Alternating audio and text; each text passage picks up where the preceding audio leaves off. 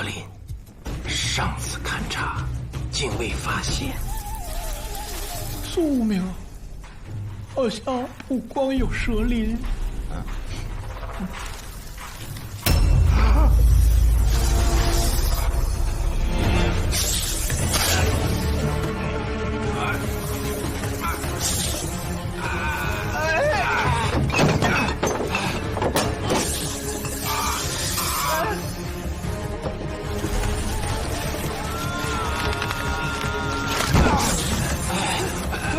不要慌，此蛇无毒，也不咬人，就喜欢缠绕。你千万不要跟它较劲，越较劲缠得越紧的。老飞，救我！此蛇定怕艾草。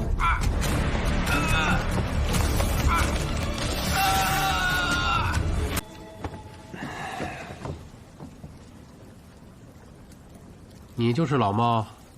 是我。订金带了吗？当然。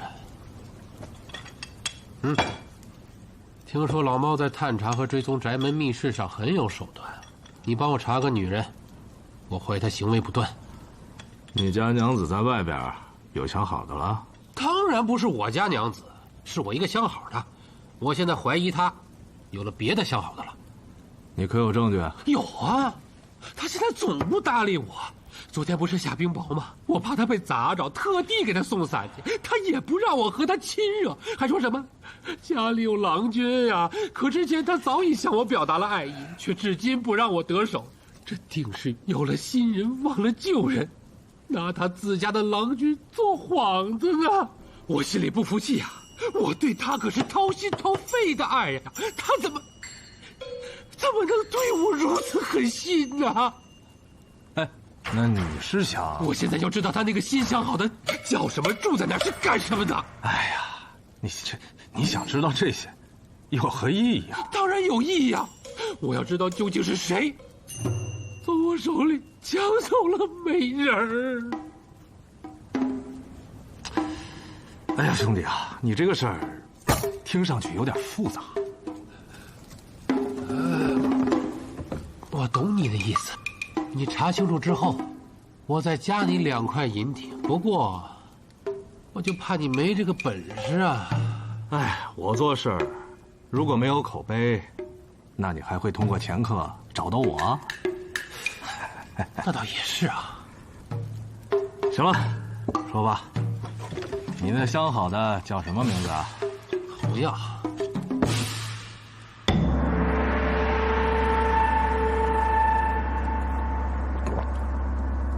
好名字啊！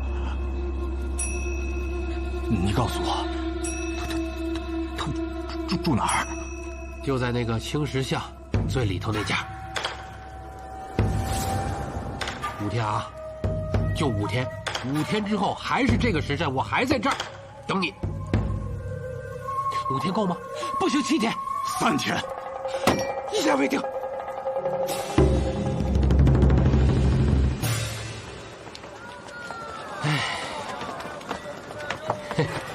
张三啊，哎，钱老板，给我来碗汤。好嘞，多加点肉。哎，好。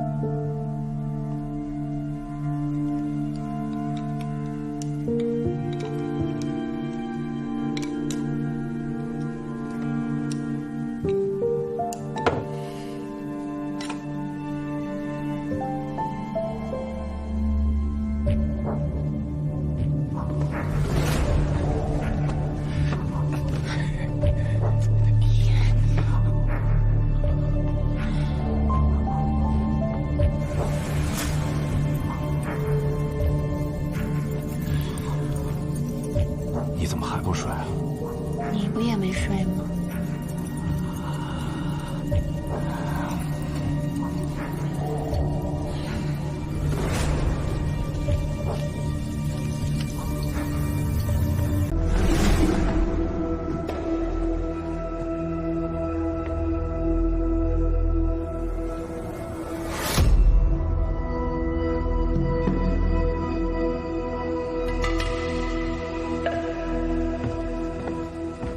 何人发现的尸体？啊，是我。我是青龙坊的方正，大伙儿都叫我光叔。今日午时，我来找孟令史要衣服。要衣服是什么意思？啊，是这样的，最近天子开辟朝堂新气象，卢参军您不也是推行新政，入方理案吗？故而我呀突发奇想，在青龙坊推行一项新举措，让大伙儿把平日里不穿的衣服都捐出来，救济穷苦人。可这孟令史及时抠门，一直不捐。今日我特地来催他，我在院子里嚷了几嗓子，没人答应。又见房门开了一条缝隙，我怕是遭了贼，我就进来了。可结果，孟令史叫什么？孟不疑。此人可是孟不疑？哦，不是，他叫张三，是本坊卖羊汤的，早些年也曾发达过，可是啊，后来又落魄了。其实他就是个无赖，且为人极狡诈，往往做了恶事，不让公谢拿到把柄，总是逍遥法外。总之啊，非良善。可此人怎么会死在孟不疑家里？这我也不知道啊。我听闻孟令史最近都在公谢夜值，可发现尸首都好久了，却一直也不见孟家娘子红药的踪影啊。红药，就是入坊理案时弹琵琶那个女子。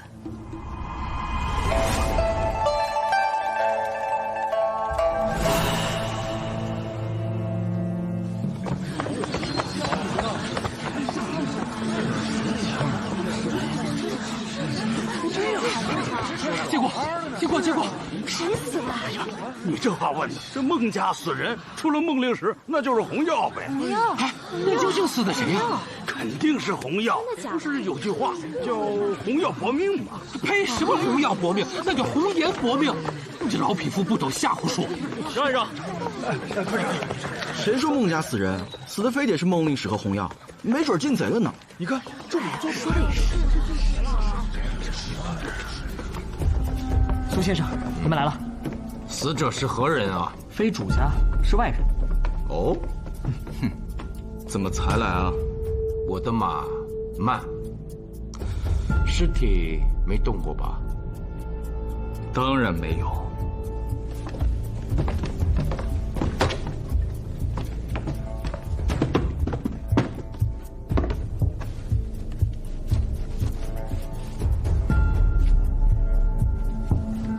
即死者因命丧于昨夜子时，脖梗侧有利刃伤，足以致命。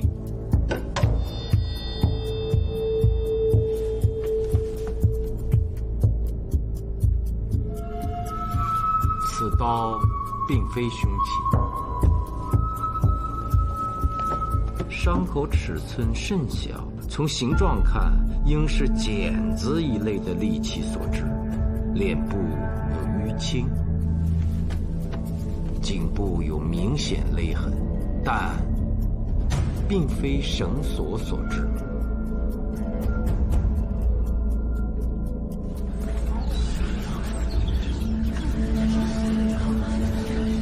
怎么回事？听说里面死人了。让开！怎么了？孟令史，你家出人命了，快进去看看吧。不要！不要！孟令史怎么才回来呀？不要！不要！不要！这，光叔，我家红药呢？就是没见着娘子啊。哎，雍州司法参军卢林峰。啊，见过卢参军。孟令史每日夜值，转天何时回家？我通常是沉默4初时分，不过今天我出了公谢，去了趟鬼市。去鬼市做什么？啊，我最近在写一部志怪笔记，因涉及神鬼，恐不利于阳气。但我听说，鬼师所授扬州六合制有驱邪之效，百鬼莫进，故而去寻。那你寻到了吗？没有。哦，那若哪天你寻到了，告诉我一声，从哪儿买，我也得买点。你也写志怪？成书没有？哪个书铺有售啊？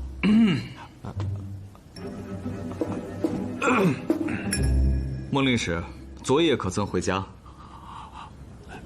没有。有人作证吗？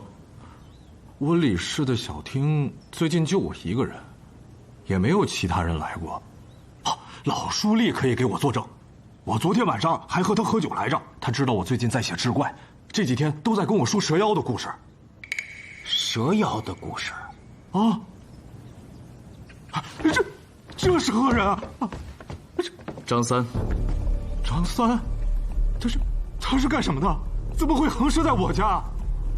孟令史不认识此人？就是方中卖羊汤的。我怎么可能认识卖羊汤呢？我就想知道我家娘子在哪儿。他会不会回娘家了？不可能，他都不是长安人，他也没什么娘家人。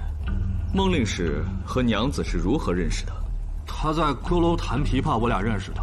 后来我考上进士，又进了宫械，就把他接出来，然后我俩就成亲了。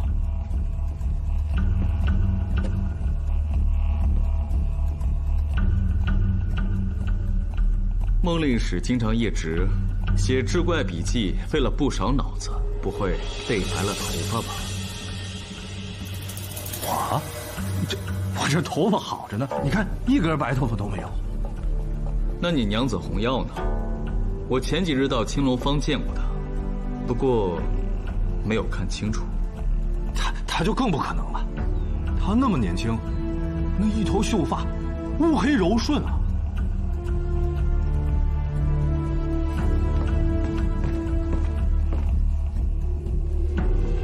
那这个是怎么回事？我刚才例行勘察时发现，这是怎么回事啊？哎，谁的白发竟会掉在我家床榻之上？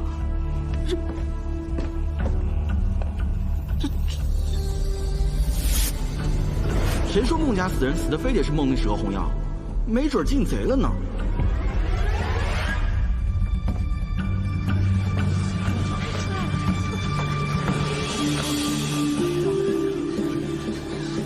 出来了。请教这位先生，里面死的可是红药啊？你认识孟家娘子？我不认识，只是纯粹的好奇。无可奉告。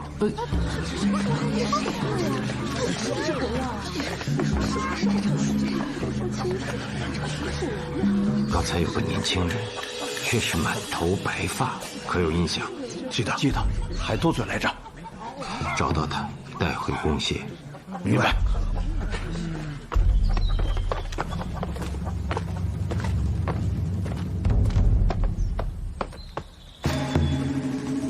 外面有个人，帮我盯着他。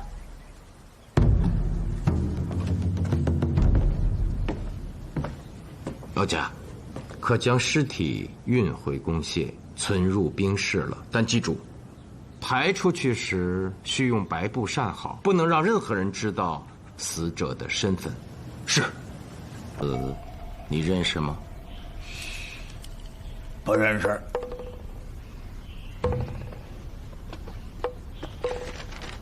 你认识吗？我不认识。哦，今日在孟宅，你是这么问我的？请教这位先生，里面死的可是红药啊？是啊，当时就说了，我根本不认识什么孟家娘子。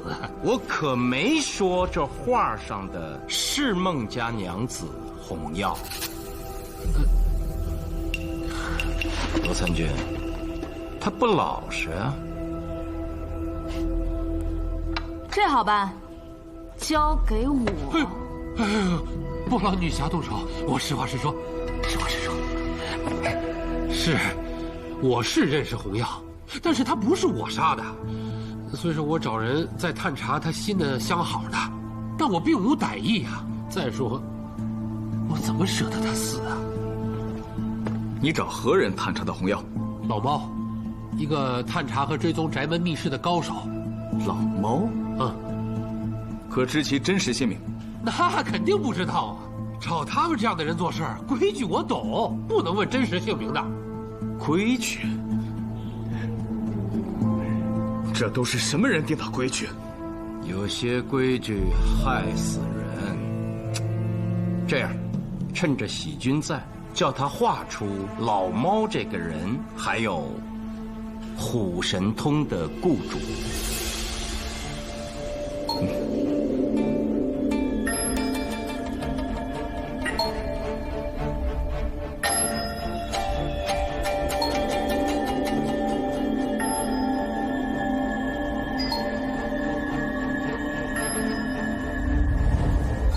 你是暗探总监，你说这两个人要怎么查？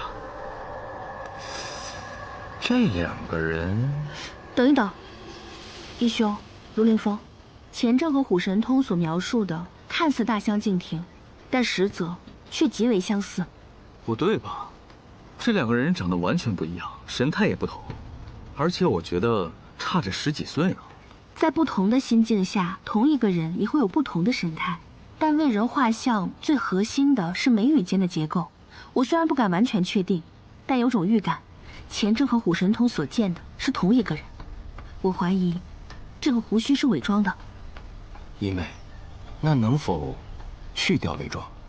我正有此意，我试试再画一张。甚好，有劳喜君了。需要多久？1炷香的时间即可，但我需要一个人安静的画。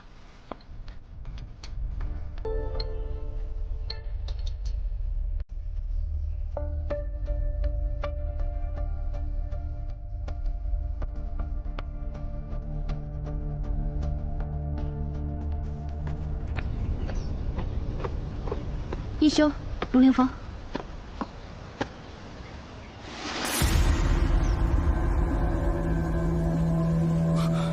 喜君，你见过孟令时？令史？哪儿的令史啊？哎呀，如今苏山殿生意甚好，喜君忙得不可开交，当然没有见过孟不疑。孟不疑，这名字倒是蛮有意思的。卢参军，卢参军，苏先生。小姐，我废物，在鬼市上把孟不疑跟丢了。我的就是他，好啊！说，你为什么让这个什么通的刺杀我？我杀的就是你！你勾引我娘子红药，我不该杀你吗？不是，你怎么知道我和红药的事啊？钱正，你不是请过宅门探子查红药吗？是啊，叫什么老猫对吧？老猫，你再仔细看看他的这张脸。远点！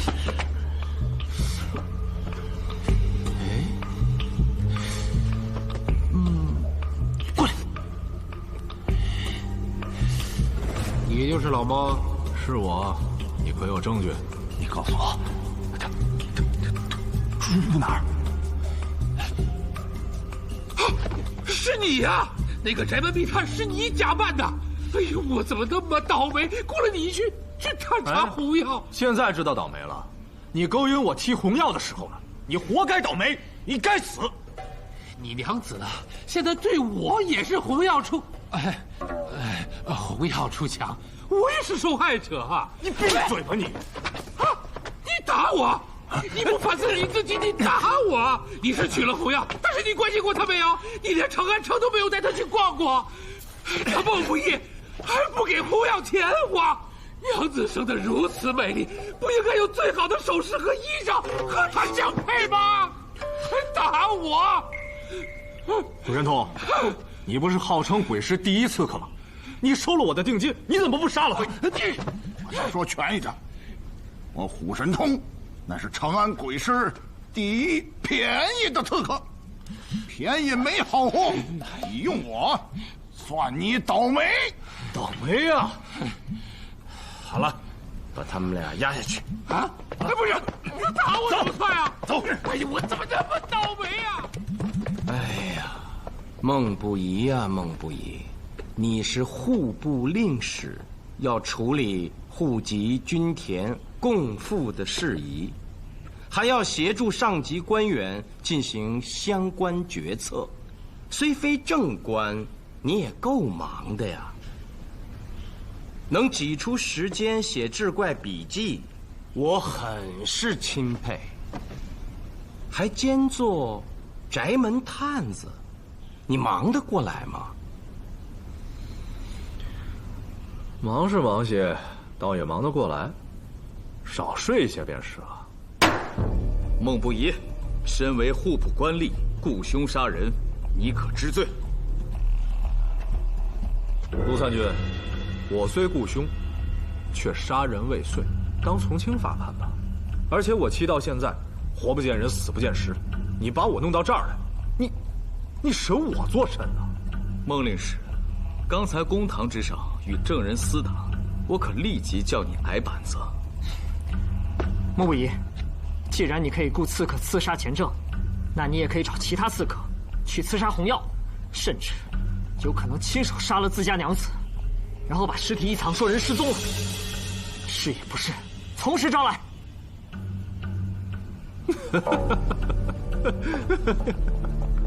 伦令凤、苏明，二位可是破获过参天楼诡案，石破天惊，成佛寺缉拿魔王，名震长安。难道就这点本事，让一个小娃娃毫无证据的在这公堂之上喋喋不休？这太可笑了！薛期长，多嘴了。请问孟令史，昨夜你在干什么？公谢夜职。可是有寄居郎见你回了家，而且是翻墙而入。没有。要证人与你当堂对质吗？来啊！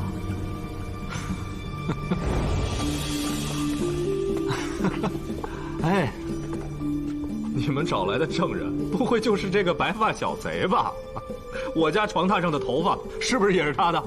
还什么寄居郎？我看他就是个贼！你们连贼的话都信啊？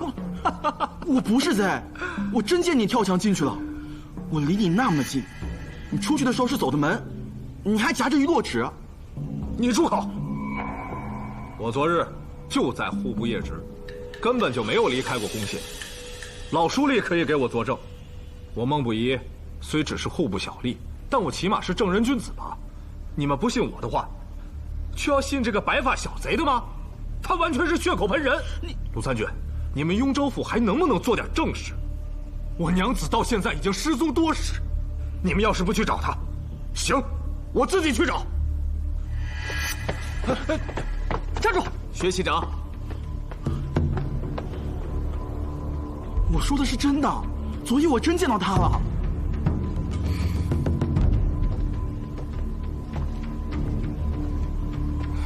薛欢，继续跟着，莫跟丢了。是。主人，洪耀失踪，是你所为。真离不开那个女人啊！你忘了7年前是我不让你跟她天天腻在一起，按着你的脑袋临阵苦读才考中了进士，否则现在还是岭南山里的一坨牛屎。就算我娶了洪耀，也不会影响我。是您的仕途之路。闭嘴！想什么女人？你现在给我老老实实的种天麻，这是当今天子最大的喜好。而你已经足够幸运了，一个8品官，准你穿飞袍，被视同5品，比你上头的太医令还要高。这些都是我运筹帷幄的结果。你不对我感激涕零，还来质问我？主人，求您了，洪耀不会耽误我仕途的，我一定尽心竭力，争取当上太常司卿。那怎么行？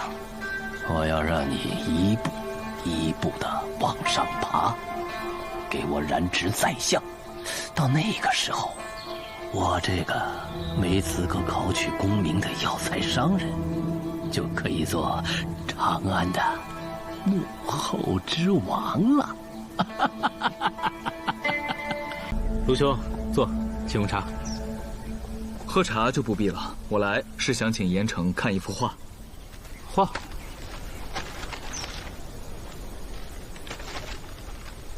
这谁画的我呀？是我画的。可我与姑娘素未谋面啊。是没有见过严城，但是有人见过。我是根据那人的描绘所画。谁？至于那人的名姓，我倒不方便透露。不过卢参军自是知道的。此事涉及一桩命案，还请严城配合，如实回答我的问题，不得有半点隐瞒。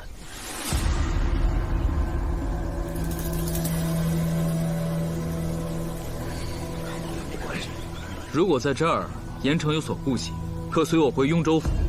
只是在此之前，需你的人配合我的人，将药园及严城的住所仔细搜查一遍。见过严城。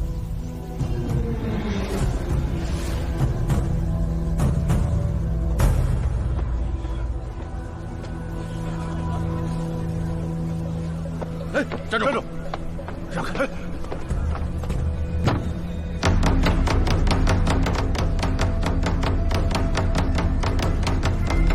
何人击鼓？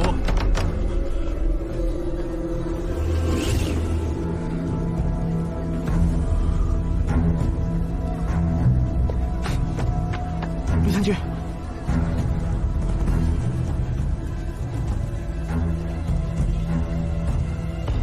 我承认，我昨夜回过家。哦，可雍州府已有人去过户部，老书吏可以作证，说你通宵夜值并未离开过。他昨晚一直缠着我，跟我说蛇妖的故事，那简直是胡编乱造，乏味至极。我不想听，就给他开了一坛酒。那老书吏不胜酒力，喝了2碗，就倒下了，一睡就是2、3个时辰。我就趁这个时候回了趟家，因为我写的志怪笔记需要大量的纸张，用户部的不太合适。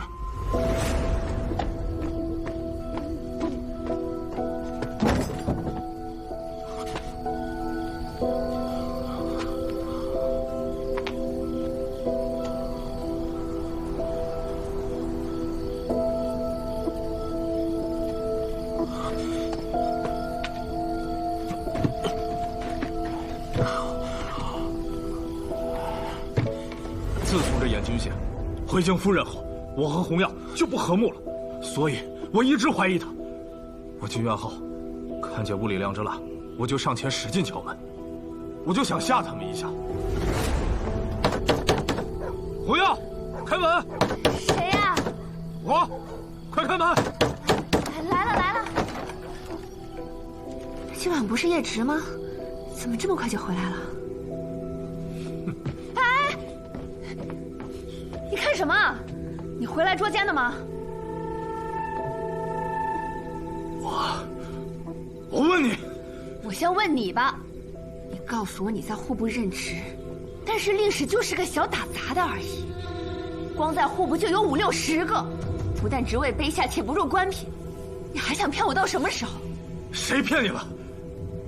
令史虽小，但职责颇重，那也是9品。得了吧，留外品阶跟留内正官能一样吗？至于令史位上7年，但凡以我为念，你就不会天天去写那些志怪而不思进取。你把我休了吧。你说什么？把我休了。休了你，你好和燕军县破镜重圆，没门儿！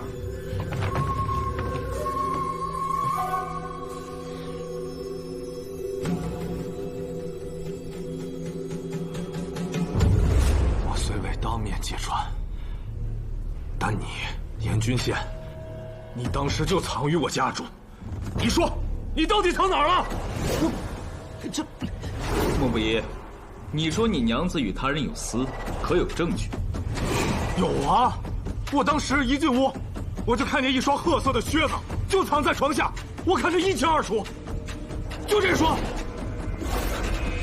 卢参军，莫不疑，你还有什么别的要说吗？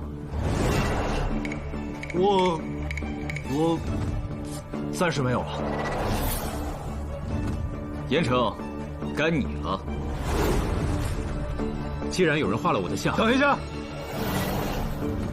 卢参军，你什么意思啊？你对他尊称严惩，对我直呼其名，你俩啥意思？官官相护啊！哦，在下乃现任雍州司法参军，虽穿不上遣妃官服，但也不至于巴结他。毕竟，卢某曾为前右金吾卫中郎将，前大理寺少卿。但是你说的有道理。卢某刚才有口误，从现在开始，公堂之上皆直呼其名。严郡县，莫不疑怀疑你昨夜在他家中，你怎么说？你想好了再说，因为你所说的一切都会被记录在案。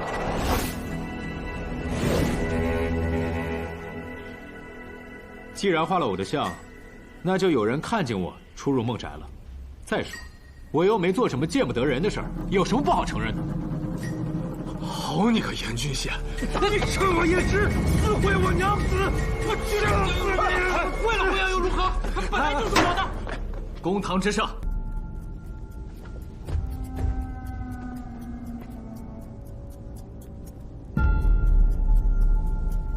哎呀，阿飞，快过来看，这是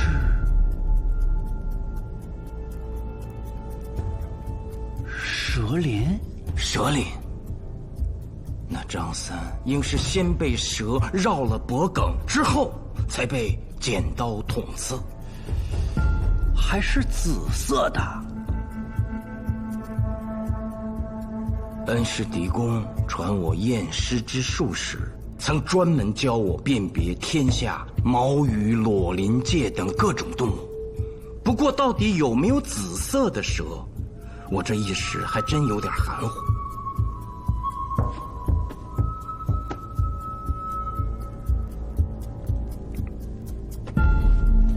待我把这段看完，也许就有答案了。看完？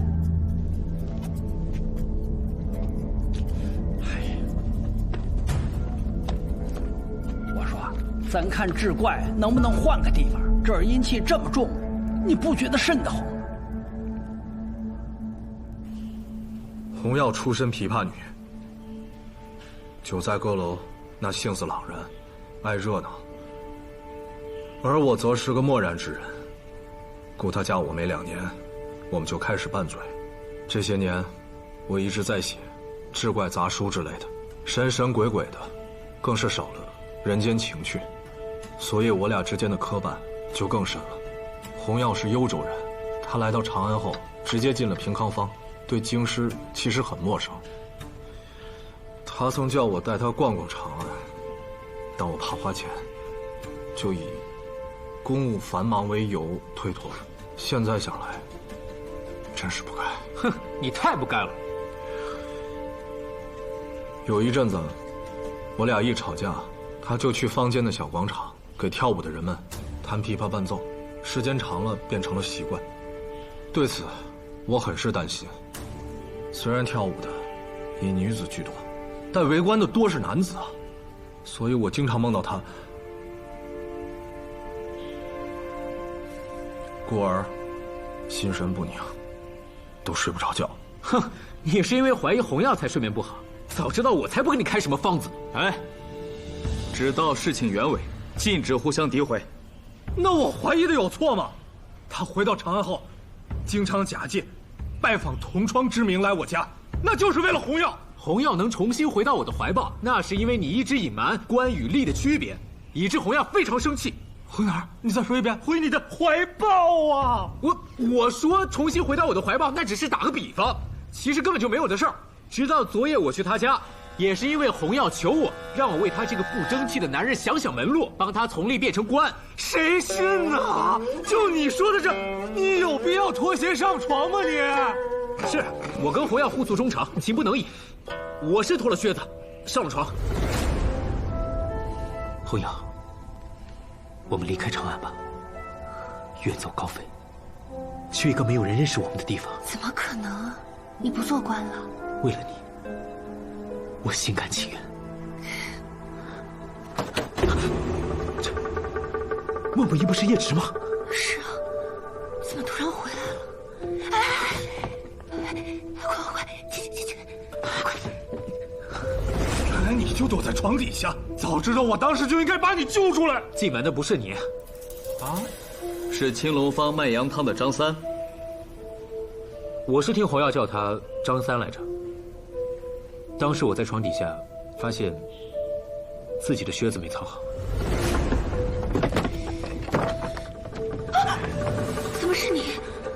怎么没想到？还遇了别的相好啊？张三，你个丑来，你给我出去！你做什么？做什么？你说我做什么呀？你再过来，我喊人了！你喊呀！我可有年头没听你喊了。想当年我张三有钱的时候，也包过你这平康坊的花魁呀。我已嫁作人妇，不再是从前。你若还不走，我保官抓你！报官抓我？啊！你别以为我想占你便宜。说正事，银子在哪儿？我男人就是户部小吏，哪有什么银子呀？你知道我不好护你，要是不说出你家银子在哪儿，就是我掐死你！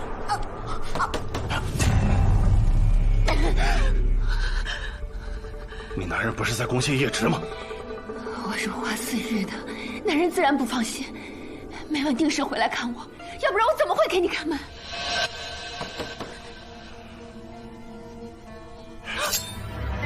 你要干什么？不可！我男人是户部令史，你若杀了他，你人头也不保，就没法再逍遥法外了。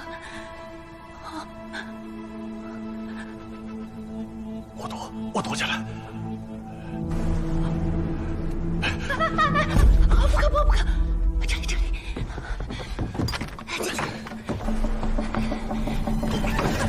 别多嘴，否则我把你们俩都宰了。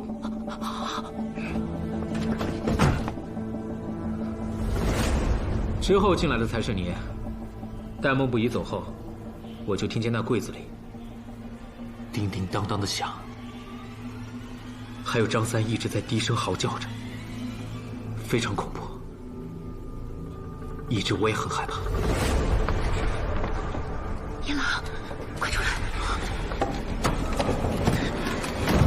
先。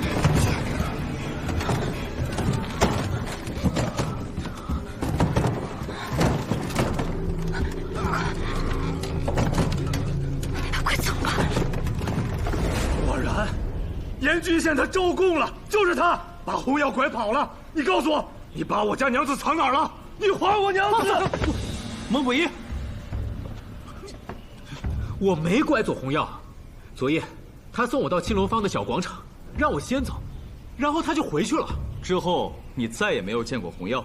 没有，我严郡县可是朝廷正官，这么丢人的事儿我都承认了，还有什么好隐瞒的？我初步推断啊，有一条紫色的蛇，在那个衣柜里袭击了张三，缠其脖颈，致其失去意识，并跌出衣柜。故张三所持利刃上面没有血迹，只是掉在了自己身旁。义兄神了，正与严郡县的供词对上了。我是听洪耀叫他张三来着。根据严郡县所述，张三在柜中仿佛正是与一条蛇搏斗啊。只是紫色的蛇，我平生闻所未闻呐。但这志怪上写了，有岛，名曰东夷，虽悬于海外，但历代岛主都自称是舜帝之后。岛上特产奇石怪树，上面还有很多种动物。岛上的人多断发纹身，精通诡异之术。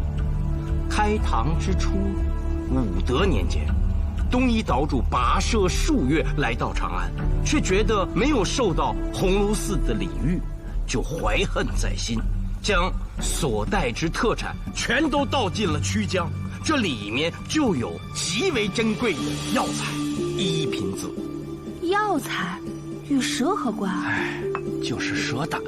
这1品子既是药材的名字，又是蛇的名字，之所以价值连城，是因为此蛇胆必须活取，能解毒去疮自不必说，最关键的是，据说它还能让人起死回生呢。所以他们盗进曲江的都是活蛇啊？对呀。传说此蛇寿命极长，每条都能活到60岁以上。更奇的是，此蛇一到60岁，它的信子就会由红变紫，也只有在这个时候活取蛇胆才最为珍贵。我想起来了，绝不是传说，我的老恩师就曾经用过一品子，让一个行将就木之人起死回生啊！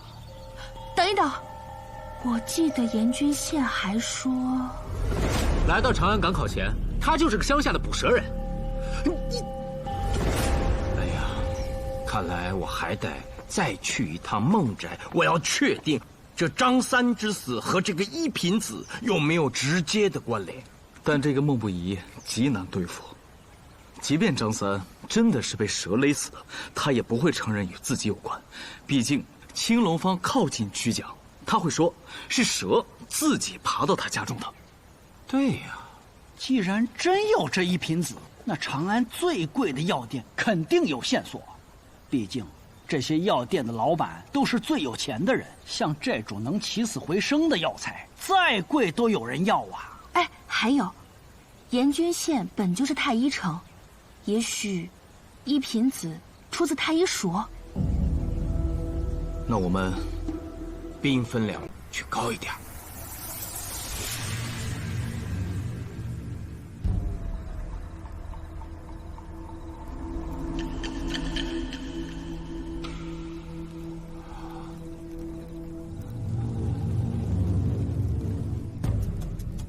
这是蛇林，上次勘察竟未发现。宿命，好像不光有蛇林。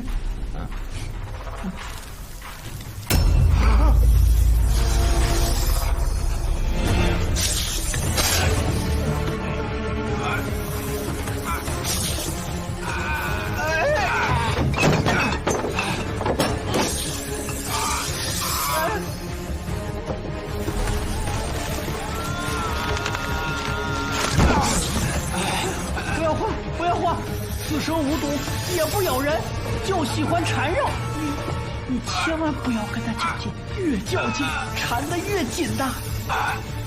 老匪，救我！此蛇定怕艾草。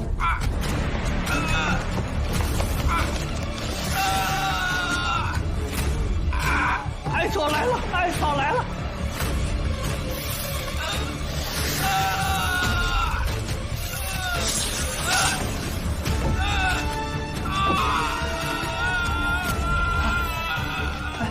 这蛇是怕艾草，可越熏它越烦躁。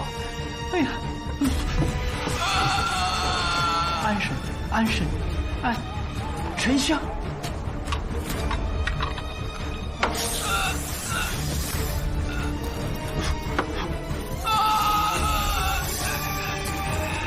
艾草浓烈，与之相反的是温和的沉香。此蛇定喜沉香。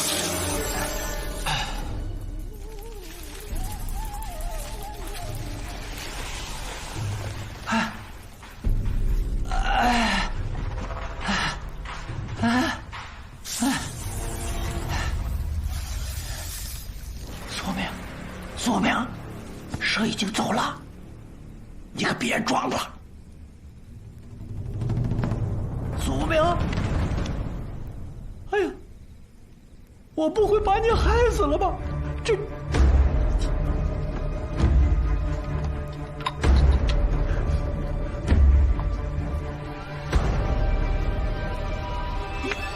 2、3，不会呀，3下必行啊！哎呀，我可怎么跟樱桃交代呀？这个。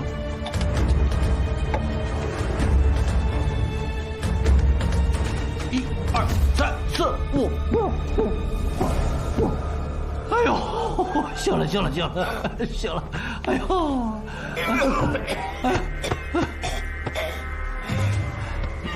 张三，你说什么？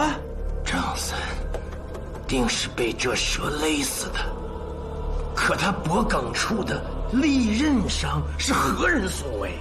按阿将供述，是红药。那他为何呢？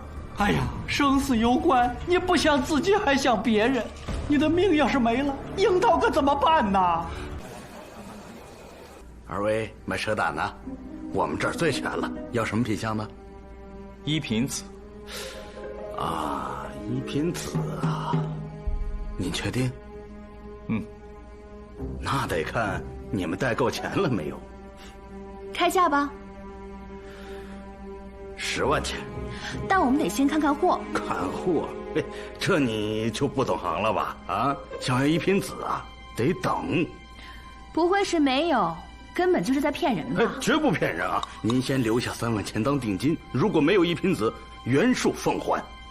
你可知那一品子是活蛇取的？原先不知道，也是这2天刚知道的。嘿嘿嘿。可是有人来卖过，何人？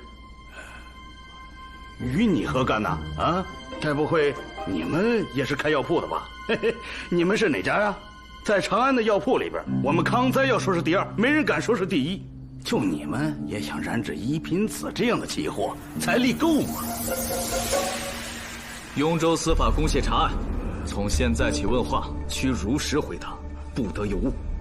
哎，如实。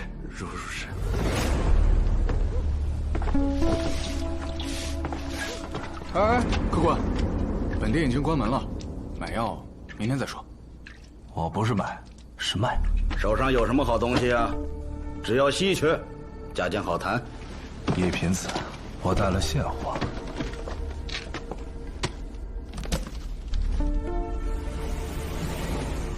哎呦，蛇！我们康哉药铺的蛇胆是长安最有名的，你取蛇胆来不就得了？你还带条蛇过来，要死人怎么办呢？卖金须向10金价，看来你不懂，就算了吧。哎，等等，我是不懂，但是有懂的呀。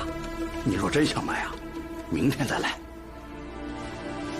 那天我连夜请教了3位名医，有2位都说出来是一品子，我这才知道是奇蛇，而且要在活蛇身上取胆，药效奇特，能起死回生。第2天，哎呦，来了！哎呀，这个药1天3次，你回去按时吃。在这长安城啊，能收得起你这一品子的，也就我们康哉了。我可以给您出1万钱。5万钱，少了不卖。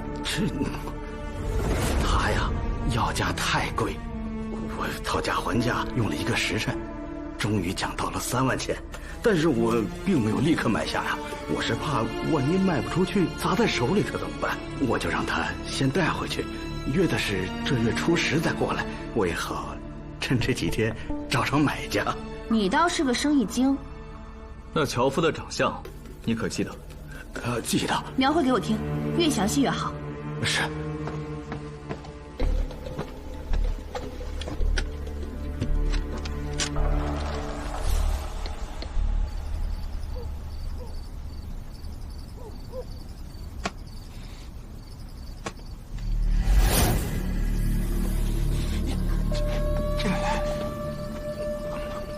吃多了，走吧，也没什么好赚。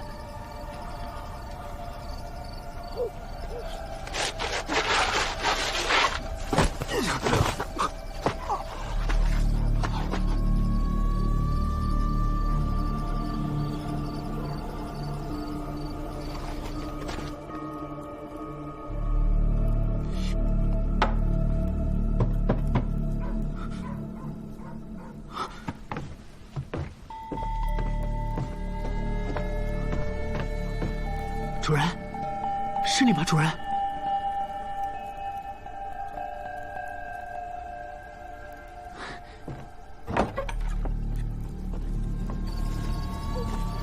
红药，是你吗？你藏哪儿了？吓死我了，红药！莫不疑，你怎么来了？好你个燕君贤，你拐走了红药，你还不承认？红药现在何处？你快把它还给我！你可真无聊！你刚才还在喊他的名字，你就算红药来过又怎样？他走了，自己走的。你把他交出来，不然我让你我看你疯了吧你！你私入药园，这可是给天子种天麻的地方，我随时可以把你扭送官府，让你连小吏都做不成。你还我红药！还我红药！我真不知道他在哪儿。我告诉你，你身边那个仆人不是什么好东西，你还找不到红药，万一他把红药害死了怎么办？这就是你招惹那女子的结果，把她背到天麻地里埋了，那里有个挖好的现成的坑，还愣在那儿干什么？你这个没用的水鸡，是要将我为你谋划的前程毁于一旦吗？快点！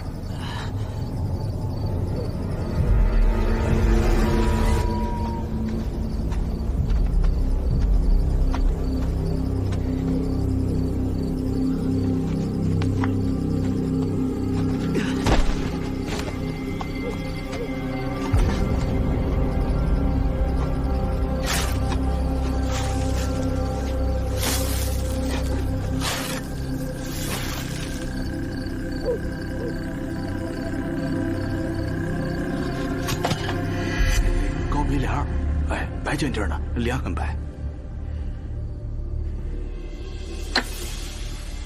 不必画了。啊？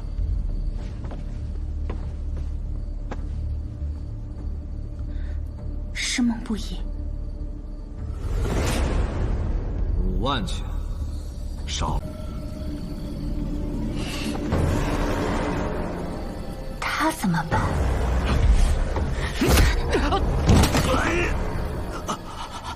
早就发现你了，你呀，永远都是只水鸡。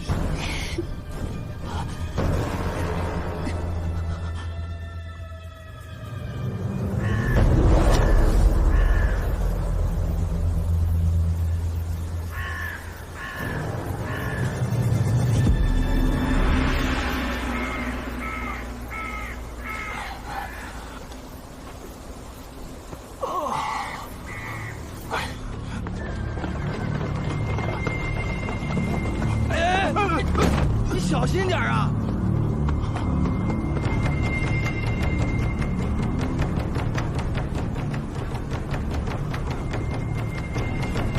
何人？孟不疑，为何2次击鼓？我知道红药的下落了，你们快去救他！我承认，那一品子是我的。2个月前，在太医署药园。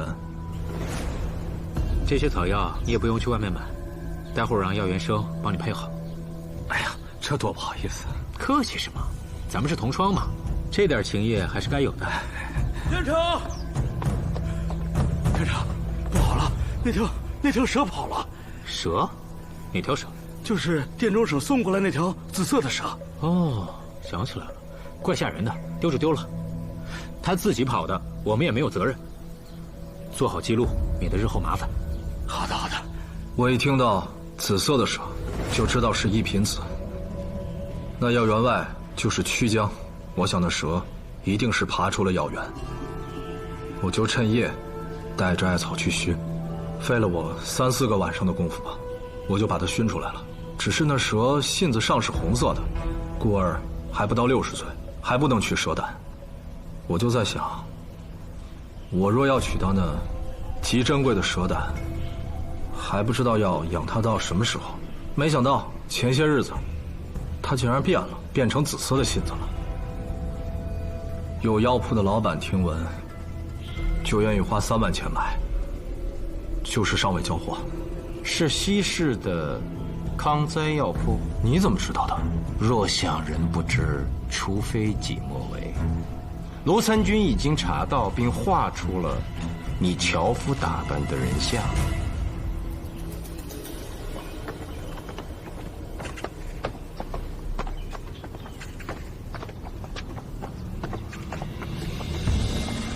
燕军县人呢？我家严城去南山采药了，说是要住几天。南山，这里的草药还不够多吗？我们也觉得奇怪，但就是这么说的。他带的谁？是仆人明石赶着车，应该并无他人吧？什么叫应该？当时严城在车棚里并未说话，而且要去南山采药，还是明石告诉我们的。我即刻去追。只是不知道出的是哪个城门。去南山走的应该是……不对，去南山恐怕是个借口。现在怎么办？我可画出明石的人像。越快越好。如果我没猜错的话，你事先将蛇放到衣柜里，又有意的灌醉了老书吏，赶回家中，原意应该让一品子对付严君宪吧？是。红药曾被严君宪抛弃过，后又为其轻生，虽现已嫁我为妻，但那严君宪回到长安后，他就勾引有夫之妇，这口气我能咽得下啊？那你怎么能断定那一晚严君宪会去你家？我察言观色呀。那我和红药毕竟也是7年的夫妻了，他要对我有所不忠，那我是能察觉的。只是我没想到，那天藏在柜子里的竟是张三。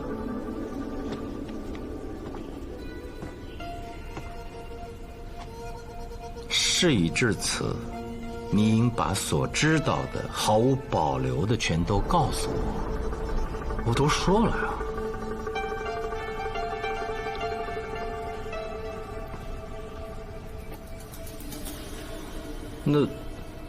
那我是哪儿露了马脚，会让你们去查那一品子？你的志怪笔记写的确实不错，不仅记载了一品子的来历，还写了其缠绕杀人的恐怖。当然，在你的笔下，一品子化为了穿紫衣的美艳妇人。原来你是看了我的志怪笔记啊！多谢你喜欢我的文笔。那你有没有注意到，我那书中其实还写了一个极坏的仆人，就是那严君宪身边那个叫明石的所谓的仆人，他才是大奸大恶之人呢。哦，只是不知道卢参军能不能找到红药，我怕再晚，那红药会死于明石之手啊。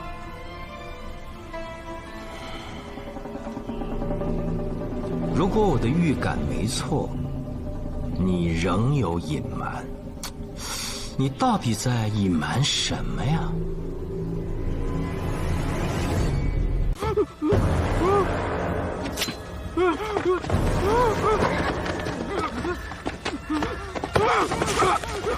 他好像还有话要说。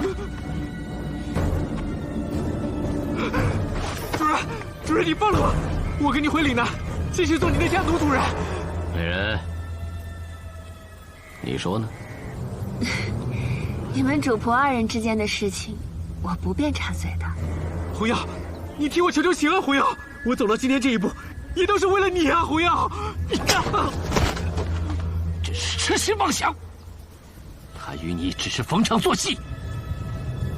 7年前，他第一眼看上的就是我。这怎么可能？那个时候我是主，你是仆，他怎么可能会？严君宪，刚才明兰还在夸你会读书，现竟蠢到如此地步。我若是明兰，定把你活埋了。没错，不埋他，我会费力挖这么大的坑。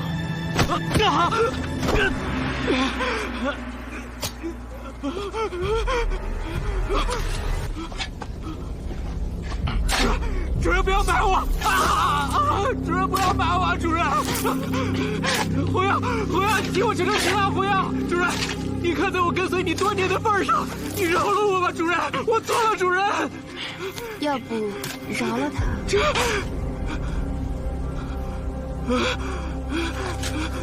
现在来不及了，经此一番，若还让他在我身边，万一他找着机会，在我天天吃的薄荷叶上下毒，那我岂不是会死得很难看？水姬，你本来连个姓都没有，是我给你起名叫严君宪，可你不听话呀，还想杀我。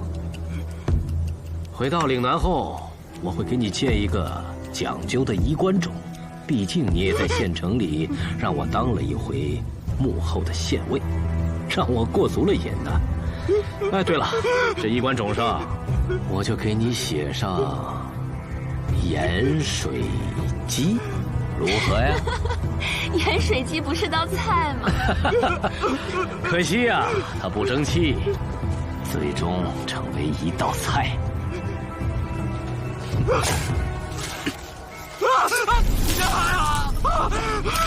主人！不要埋我，主人！红瑶，替我求求情啊，红瑶！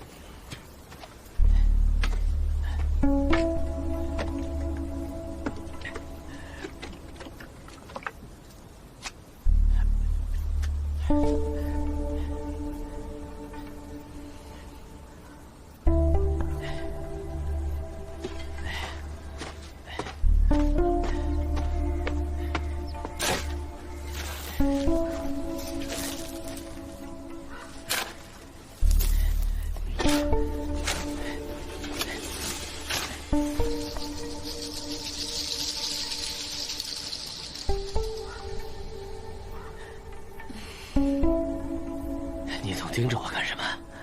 我不盯着你，盯着这个将死之人啊。你好像说你是幽州人。对，北地幽州。明郎去过吗？倒是去过一次，好多年了。红药，我好像听过这个名字。红花的红，芍药的药。不是，是血红的红，要命的药。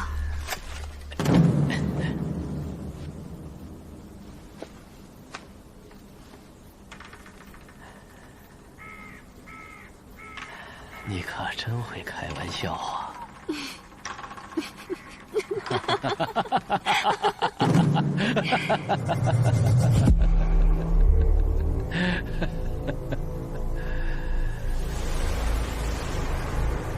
你这眼神，我好像见过。19年前，那时我7岁。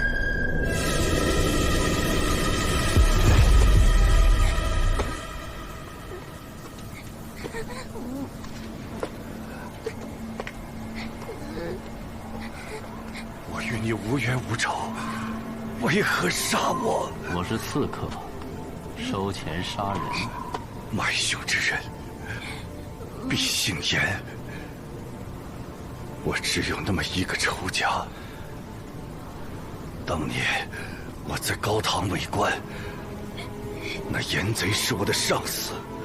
那一年大河泛滥，恶殍遍野，严贼竟侵吞朝廷赈灾的钱物。我实在不忍灾民被饿死，才告了他。我只管收钱杀人，不问缘由。你不必浪费口舌了。你敢留下姓名吗？刺客不留名，但我的绰号，江湖上无人不晓，烽火燎城。江湖第一刺客。死后可做冤魂寻我，但我不怕，因为我连鬼都杀。大侠，我求求你别杀我爹！红瑶，别过来，快跑！不用跑，雇主没给我杀你的钱。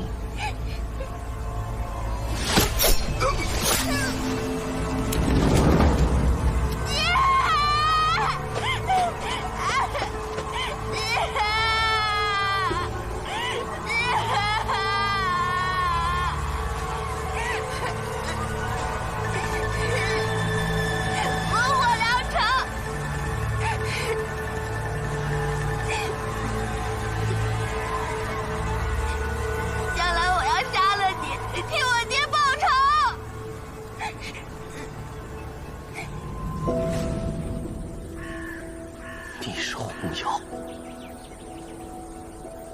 你是那个红药，幽州风雪之夜的红药。那时的我是一个不起眼的小女孩。你这天下第一刺客，果真没有记住我的名字。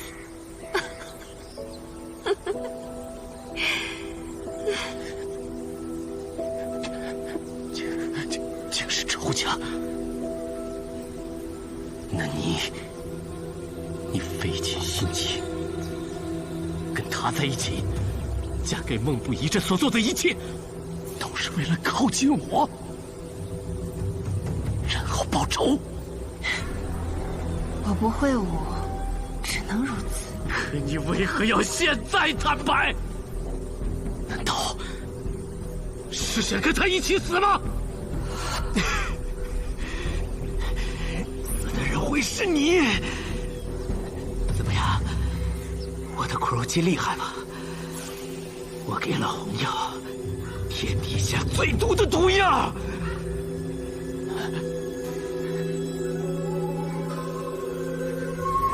我刚才看到那边有野薄荷，我去给你摘过来。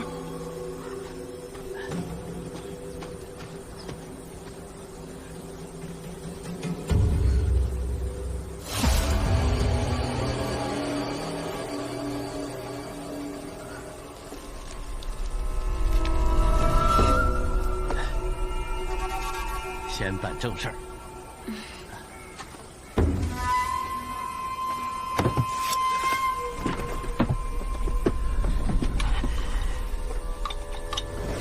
你平时太多疑了，我给你洗的薄荷液，你都要自己重新再冲洗一遍。不如此，我们怎么有机会杀了你？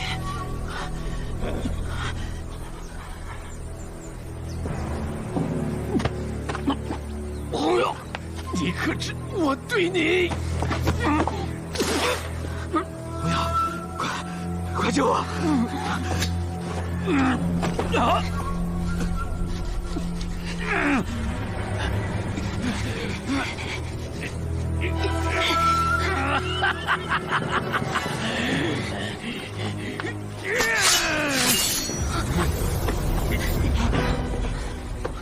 想毒死我？你们俩都得陪葬！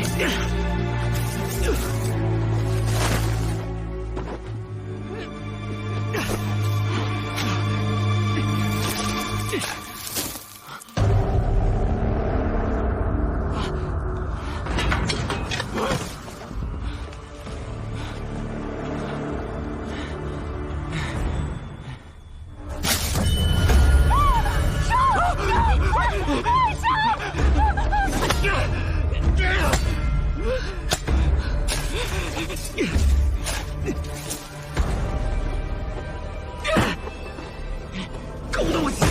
骑在老子头上那么多年，老子终于有机会埋了你了！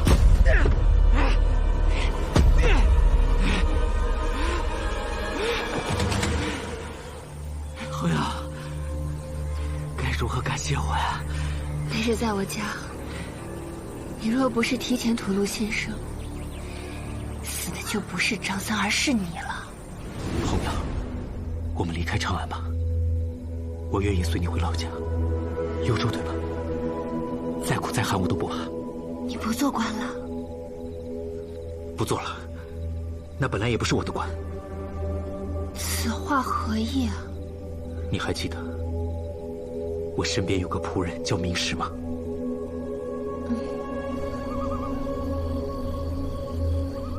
这些年，我一直做他的木偶、傀儡，无时无刻不被他控制。与其说是在做官，倒不如说是在受难。我生不如死。孟不疑不是在夜职吗？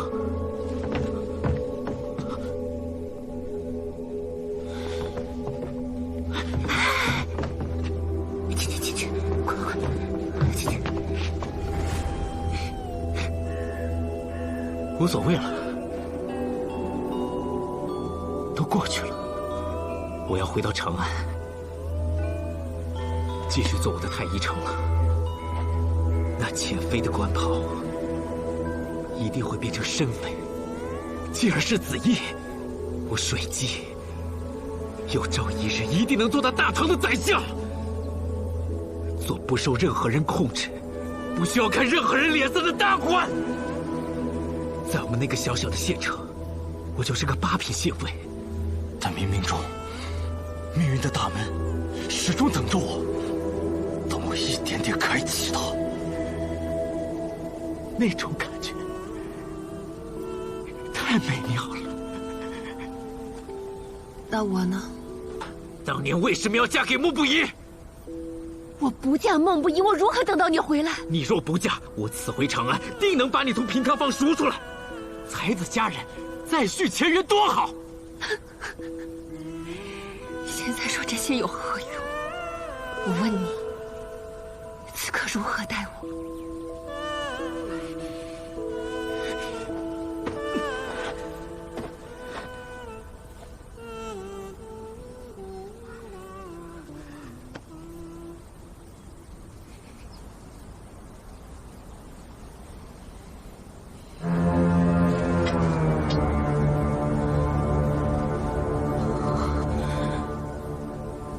只能说声对不起了，红瑶。你得死在这儿，不然你早晚会把我的事情败露出去，那将影响我的仕途，影响我的前程，影响我光宗耀祖。你要杀我？我当然不会承认。这是明石的剑，不是天下第一刺客烽火燎城的剑。你下毒害了他，他一剑杀了你，你们俩同葬此穴，岂不正好？你如此邪恶，与明石有何区别？我比他更能忍。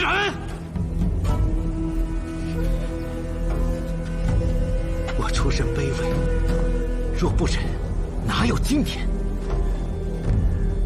童瑶，你以为我会为了你，放弃我大好的前程？其实我对你，不过就是逢场作戏。当年，我要不假装与你缠绵，他早就能够看出我的野心。那我如何还能够活到今日？如何又能等到他出钱，助我平步青云？我不甘心，我不要死！来不及了，一切都太迟了，我也舍不得。但是，不要，没有办法。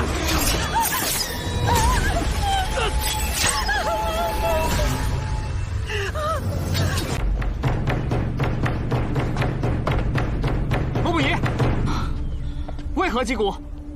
来抓我！我是杀人凶手。击鼓者孟不疑带到。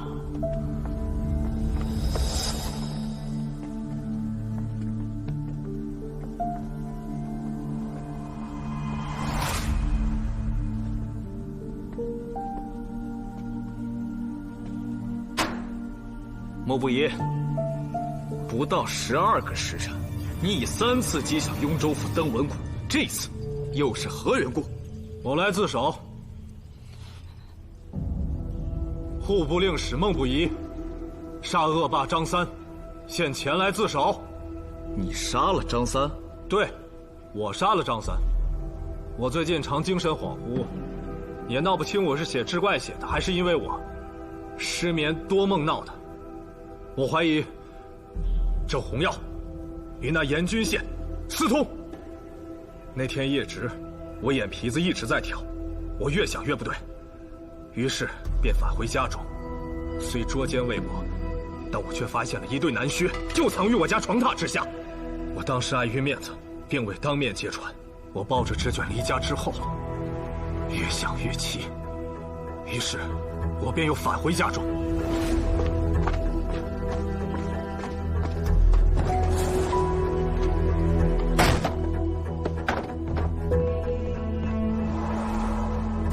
令我没想到的是，奸夫竟是卖羊汤的张三。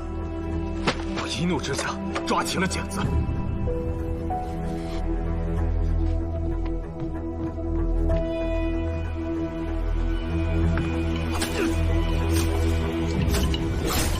我身为进士，又供职于户部，却因怨生恨杀了人，当罪加一等。可是有人看到，是洪耀持剪刀行凶。谁啊？可是那个白发小贼阿将，号称寄居郎的龌龊之徒。哎呀，他的话要是都能当呈堂证供，那便是我雍州府的耻辱，我大唐的耻辱啊！伦令峰，你频频探破诡案，名声倒是大得很。怎么的？我今天来自首，你不会是怕我抢了你的风头？我已认罪，愿伏法，当从速结案。哎呀，孟令史认罪这是好事啊，但证据需确凿，所有的细节需严丝合缝，唯有这样，卢参军才好结案嘛。要什么证据？作案凶器，那把剪刀现在何处？我丢了。丢哪儿了？曲江之中。曲江那么大，你是在哪儿丢的？用了多大劲儿？扔了多远啊？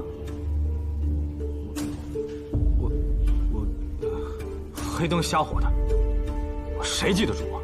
在太医署药园，一棵很高的天麻下，我亲手埋的。红药。你对我恩重如山，此生无以为报，就别再替我顶罪了，好吗？我求你了。娘子，张三曾奸杀青青，她是我阁楼的姐妹，亦是我亲眼所见。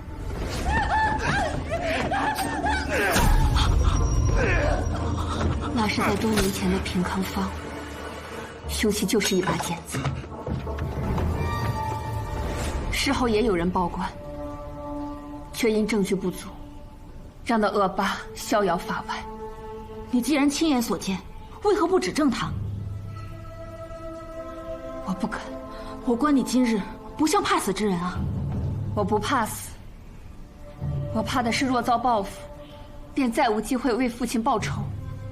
可这些年过去了，我始终觉得我对不住青青，想到还有一个办法可以杀死张三，就是雇佣刺客。可是我需要钱，我便向孟不疑要，他始终不肯给我。郎君，我知你自有家贫，又是小吏，月俸少得可怜。我没与你说明缘由，你不给我银子，我亦不怪你。后来我发现，锦绣绸庄老板钱正每日都来小广场看我弹琵琶，男人的眼神，我还是看得懂。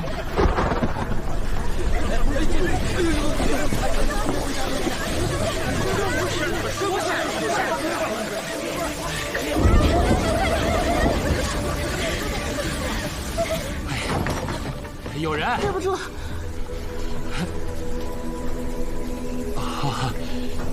是我对不住，娘子避雨啊。那我们一同避雨如何？钱老板，衣裳都湿了，就别再穿上了，别着凉。娘子，你的衣裳也湿了，不如我生堆火，一同烤干。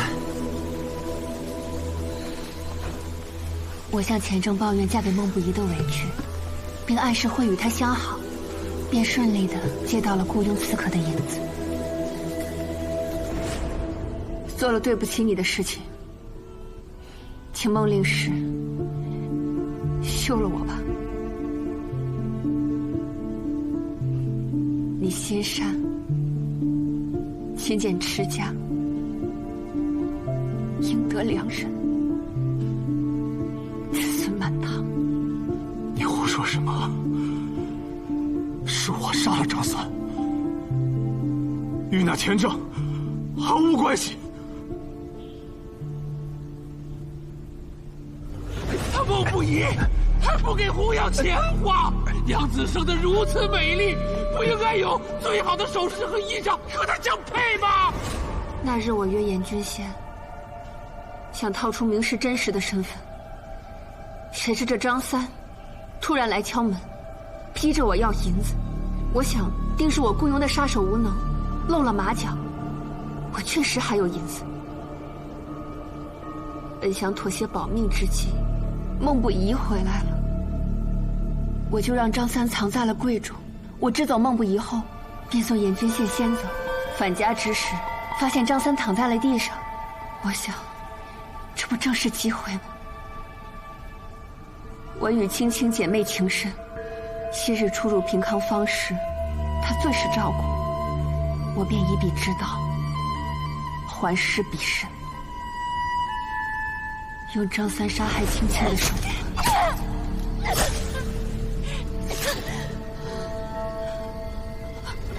杀人者洪耀，与孟不疑无关。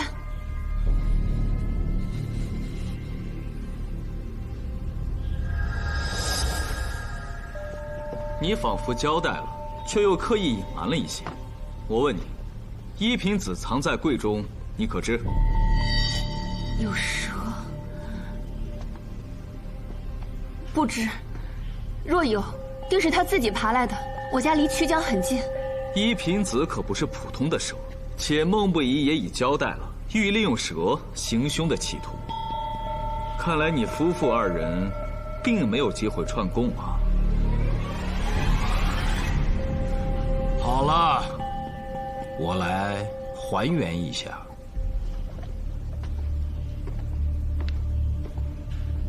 7年前，孟令史救了欲轻生的洪耀，后二人结为连理。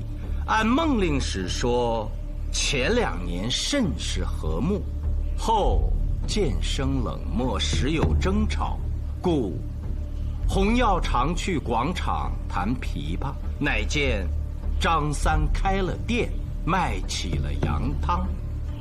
想到姐妹之死，欲请刺客代为报仇，可孟令史吝啬钱财不与，洪耀便与那钱正短暂相好。后来便有了钱正请宅门探子老猫，请到了孟令史头上的去世。你那相好的叫什么名字？洪耀。我想，此事过后，你二人就开诚布公了吧？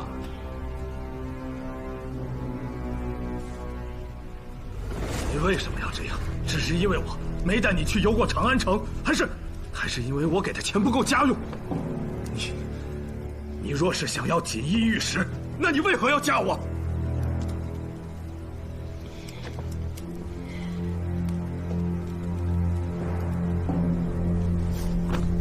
洪耀并非不甘清贫，只是怕日后再无机会替青青报仇。我推测，洪耀已将自己的身世遭遇以及明时就是刺客烽火疗城的事全盘托出。在洪耀的推断中，严君宪亦是仇人，因为他父亲曾经说过：“买凶之人必姓严。”可孟令史的态度，我推断为：娘子之父便是我孟不疑的丈人，血海深仇当报，但你何必搭上自己的性命？我虽下了舍命的决心，却也没有想好该如何复仇。老君说的如此轻佻，是在嘲笑我吗？不，娘子勿恼，请听我慢慢说来。孟令史的计划是将严君宪引到自己家，以一品子杀之，然后再藏匿其尸体。那明时必定来寻，届时你二位只需躲起来，一品子就会替你们报仇。我猜的没错吧？这计划甚是周密，只可惜洪耀雇的那个刺客，严挺，你他娘的真当刺客了？我哪有那个胆儿啊，三爷！钱哪来的？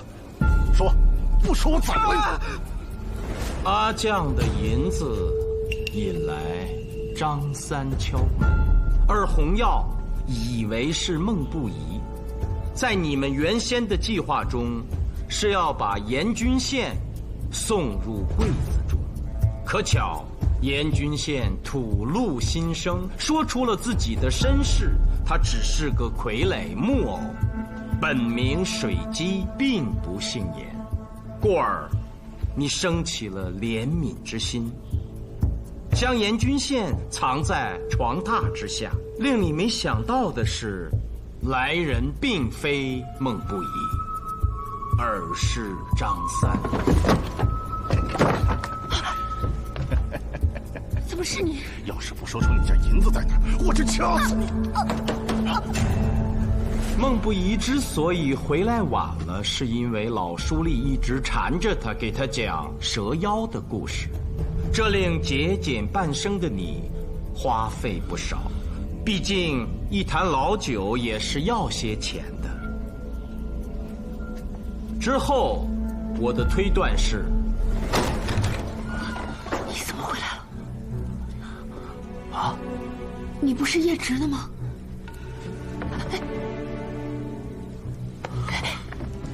你看什么？你是回来捉奸的吗？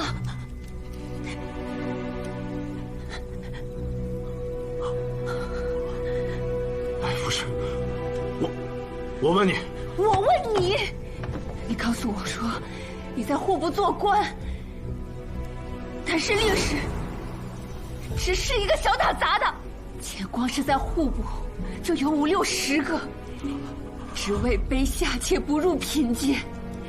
你到底还要骗我到什么时候？谁骗你了？令史虽小，但职责颇重，那也是9品。得了吧，留外品阶跟留内正官能一样吗？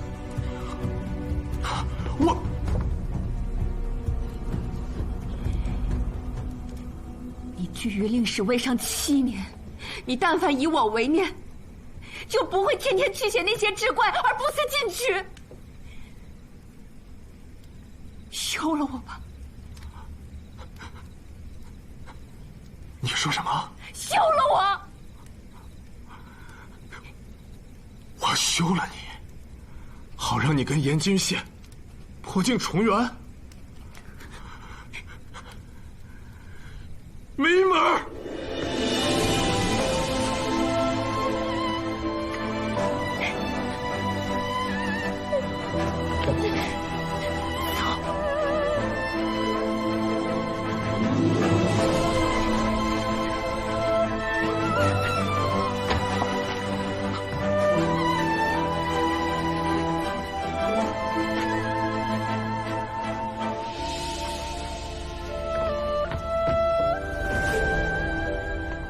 说的没错吧？若你二人稍漏破绽，那张三就会从柜子里出来，大开杀戒，而那严君宪则会趁机逃走，从此洪耀报仇无望。张三所经历的，昨日我也经历了一回，幸亏有费老神医在，不然无命休矣。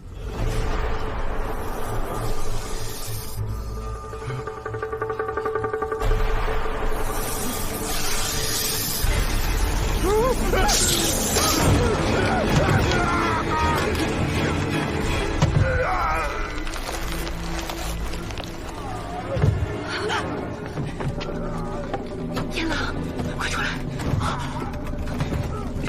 血！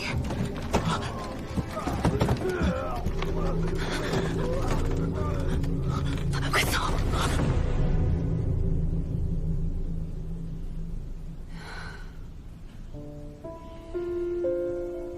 这位上官如何称呼？苏某非官，狄公弟子苏明是也。狄公，当年我父亲被姓严的贪官诬陷，亦是狄公拨乱反正，才让他走出大牢。如此说来，是故人之后。苏先生的推断不失精准，洪耀敬佩不已。罗参军来青龙坊里案时，我就见过，110方都在传你的美名。长安有2位的守护，是百姓之福。洪耀认罪，心服口服。洪耀，郎君无罪。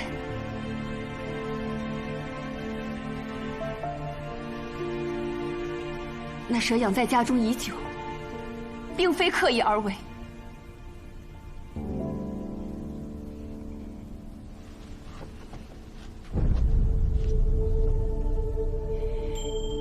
你要好好活着，若有来生，叛君还能娶我为妻。